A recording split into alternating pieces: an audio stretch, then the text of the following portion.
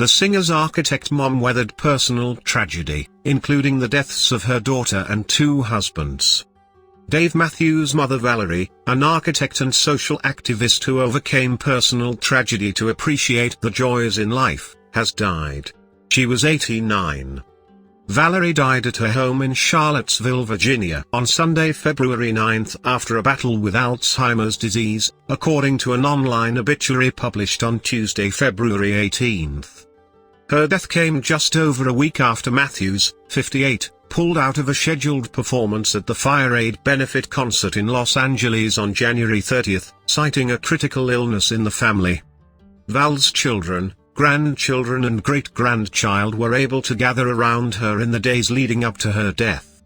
It was a time of great sadness but also one of joy, filled with laughter and music and stories, her obituary read. Val's kindness, graciousness and humor shone through to the end. Her family will always treasure this time together. Valerie was born in Potchefstroom, South Africa to a geologist and an artist, and earned a degree in architecture from the University of Witwatersrand in Johannesburg.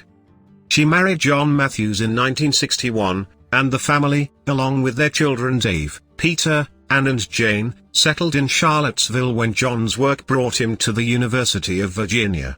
The couple was married for 15 years before John's death at age 45 of Hodgkin's lymphoma.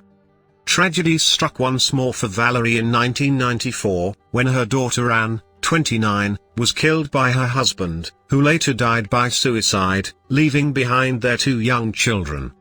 Although devastated by Anne's death, Val stepped into the breach, gaining custody of her grandchildren and bringing them back to Charlottesville, where they were embraced by extended family, the obit says.